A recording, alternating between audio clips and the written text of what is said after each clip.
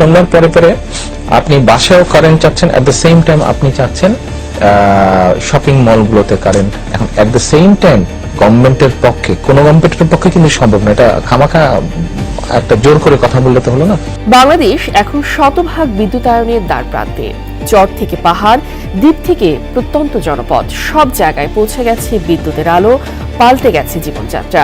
বাংলাদেশ থেকে যে সরকার এবং রাজনৈতিক নেতৃত্বকে উৎখাত করা হয়েছিল, সেই আওয়ামী লীগ সরকার এবং শেখ হাসিনার মৌলিক সাফল্যগুলোর অন্যতম ছিল সারা দেশে বিদ্যুৎ সংযোগ সরবরাহ এবং বাংলাদেশকে একটি বিদ্যুৎ উৎপাদনে স্বয়ংসম্পূর্ণ রাষ্ট্রে পরিণত করা। অবৈধ ইউনূস ক্ষমতা দখলের পর থেকেই বিদ্যুৎ সেক্টরে শুরু হয় হাহাকার।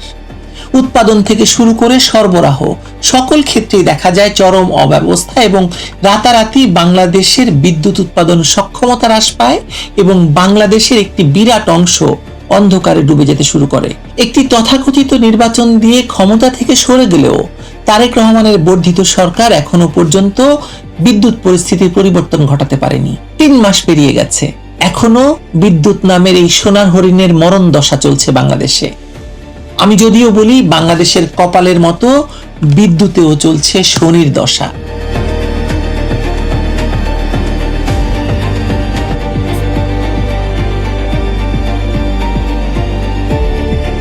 আপনি একটু ভাবুন তো, দেশের বিদ্যুৎ উৎপাদন সক্ষমতা অনেক আগেই 30,000 মেগাওয়াটের কাছাকাছি মাইলফলক স্পর্শ করেছে, অথচ গ্রীষ্মকালের এই তীব্র গরমে বিদ্যুতের চাহিদা মাত্র 16 থেকে 17,000 মেগাওয়াট উঠতেই বিদ্যুৎ উন্নয়ন বোর্ডের লেজে গোবরে অবস্থা তৈরি হয়েছে।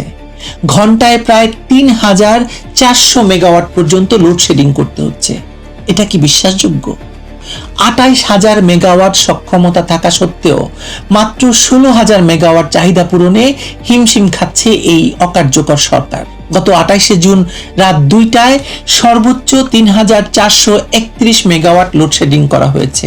এই একটি তথ্য বলে দিচ্ছে যে এই সরকারের অযোগ্যতা কোথায় গিয়ে পৌঁছেছে, বাংলাদেশের বিদ্যুৎ পরিস্থিতির কি ভয়াবহ অবস্থা। একে আপনি শনির দশা বলবেন না, কাকে শনির দশা বলবেন?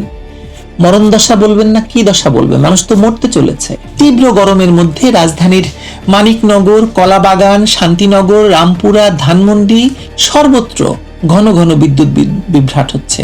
কিন্তু সুচতুরভাবে সরকার ঢাকায় কিছুটা কম লোডশেডিং করে সারা দেশে বেশি লোডশেডিং করছে, রাজধানীর মানুষের চোখে যাতে পুরো চিত্রটা না পড়ে সেজন্য এই কৌশল। কিন্তু ঢাকার বাইরে গিয়ে দেখুন, রাজশাহী, রংপুর, খুলনা, বরিশাল, ময়মনসিংহ, কুমিল্লা, চট্টগ্রাম প্রতিটি বিভাগে ঘন্টার পর ঘন্টা বিদ্যুৎ থাকছে না। ময়মনসিংহের শিল্প এবং কৃষি প্রধান এলাকায় দৈনিক গড়ে 12 থেকে 14 ঘন্টা বিদ্যুৎহীন থাকছে মানুষ। শেরপুরে একদিন 56% লোডশেডিং করতে হয়েছে, অর্থাৎ 62 মেগাওয়াট চাহিদার বিপরীতে পেয়েছে মাত্র 27 মেগাওয়াট বিদ্যুৎ। এটা শুধু বিদ্যুৎ সংকট নয়, এটা তো একটা পুরোপুরি সার্বিক ব্যর্থতা, রাষ্ট্রীয় ব্যর্থতার একটা নগ্ন প্রদর্শনী।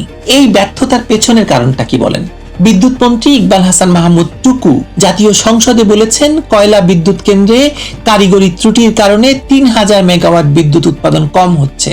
কিন্তু এই কারিগরি ত্রুটির পেছনে আসলে আছে গভীর কাঠামোগত ব্যবস্থাপনা। পায়রা বিদ্যুৎ কেন্দ্রের বকেয়া 9,000 কোটি টাকার বেশি।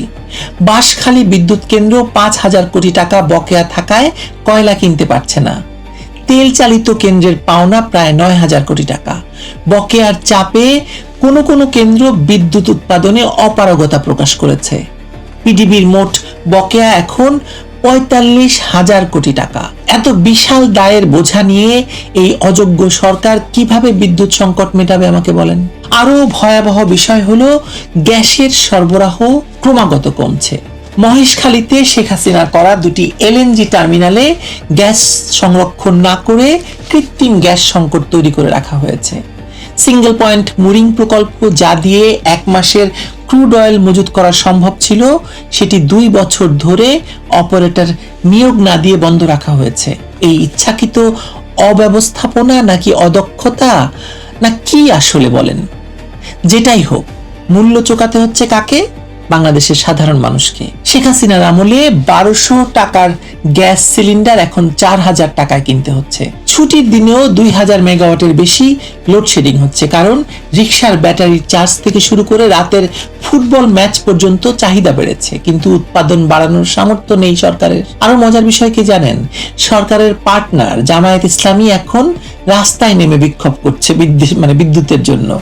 জামায়াতের সেক্রেটারি জেনারেল মিয়া গোলাম পারোয়ার নিজেই বলছেন, সরকার বিদ্যুতের দাম না বাড়ানোর প্রতিশ্রুতি দিয়ে মাত্র 3 মাসেই সেই প্রতিশ্রুতি ভেঙেছে।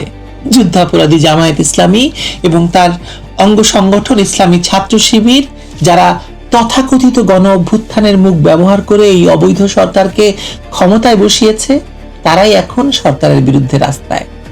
এটি কি প্রমাণ করে? এটি প্রমাণ করে যে জুলাই সন্ত্রাসীদের পরিচালিত তথাকথিত বিপ্লবের ফসল কতটা তিক্ত হয়ে উঠেছে তাদের মধ্যেই। একটু পেছনে ফিরিয়ে চলেন। 2001 সালে বিএনপি এবং জামায়াত ক্ষমতায় আসার পর বাংলাদেশে বিদ্যুৎ কেন্দ্রের সংখ্যা ছিল মাত্র 27টি। মোট জনসংখ্যার মাত্র 28% বিদ্যুতের আওতায় ছিল। 60 থেকে 70% এলাকা ছিল অন্ধকারে। তারেক রহমানের হাওয়া ভবন থেকে রাষ্ট্র পরিচালিত হতো এবং যে কোনো প্রকল্পে 10% কমিশন না দিলে কাজ হতো না। সেই থেকেই তারেক রহমানের নাম হয়ে গিয়েছিল মিস্টার 10%। 1996 সালে শেখ হাসিনা যখন ক্ষমতায় এসেছিলেন তখন বিদ্যুৎ উৎপাদন ছিল সীমিত, কিন্তু 5 বছর পরে বিএনপি জামায়াত ক্ষমতা নিয়েই সেই 4005 মেগাওয়াটকে নামিয়ে এনেছিল 3033 মেগাওয়াটে। মানে উন্নতি নয়, বরং অবনতি হয়েছিল। আর সেই একই শক্তি আজ আবার ক্ষমতায়। শেখ হাসিনার নেতৃত্বে বাংলাদেশ পেয়েছিল 136টি বিদ্যুৎ কেন্দ্র, 28,000 মেগাওয়াটের উৎপাদন সক্ষমতা। সাবমেরিন কেবলের মাধ্যমে কুতুবদিয়া এবং সন্দ্বীপের মতো দ্বীপে বিদ্যুৎ সরবরাহ করা হয়েছিল। 60 লাখেরও বেশি বাড়িতে সোলার হোম সিস্টেম এবং $13.2 বিলিয়ন রূপপুর পারমাণবিক বিদ্যুৎ প্রকল্প প্রায় বাস্তবায়িত হয়ে গিয়েছিল। 2021 সালের আগেই ঘরে ঘরে বিদ্যুৎ পৌঁছে দেওয়া হয়েছিল। তিনি বাংলাদেশকে পরমাণু ক্লাবের সদস্য করেছিলেন। 20 বছর আগে তারেক রহমান বলেছিলেন, মার্কেট এবং বাসাবাড়িতে একসাথে বিদ্যুৎ দেওয়া সম্ভব নয়। শেখ হাসিনা সেই অসম্ভবকে সম্ভব করে দেখিয়েছিলেন। ধরে নিচ্ছি তারেক রহমান 20 বছর আগে নাবালেগ ছিলেন, এখন তিনি সাবালেগ এবং বাংলাদেশের প্রধানমন্ত্রী। তিনি কি এখনো সেই এর চিন্তাধারায় আছেন কিনা বুঝতে পারছি না। নাহলে এত লোডশেডিং কেন হবে বাংলাদেশে বলেন? আজ কি হচ্ছে? আজ পেট্রোল পাম্পে তেল নেই, একের পর এক বিদ্যুৎ কেন্দ্র বন্ধ হয়ে যাচ্ছে। গ্যাসের অভাবে শিল্প কারখানায় উৎপাদন 50% কমে গেছে। 60% বিনিয়োগকারী বাংলাদেশ ছেড়ে চলে গেছে। প্রবৃদ্ধি 7% থেকে 3% নেমে এসেছে। টিকা না কেনায় হামে প্রায় 650 শিশু মারা গেছে। আর তেল কেনার জন্য বিশ্বব্যাংক এবং IMF এর কাছে খয়রাত চাইতে হচ্ছে বাংলাদেশকে। ক্যাবের জ্বালানি উপদেষ্টা এম শামসুল আলম খুব যথার্থভাবে বলেছেন, আমদানির সামর্থ্য কমায় জ্বালানির সরবরাহ নিশ্চিত নয়, তাই লোডশেডিং এখন নিত্য বিষয় হয়ে গেছে। পিডিবির কর্মকর্তারা নিজেরাই বলছেন, তেল চালিত কেন্দ্র চালানো যাচ্ছে না কারণ খরচ বেড়ে যাবে, অর্থাৎ অর্থের অভাব।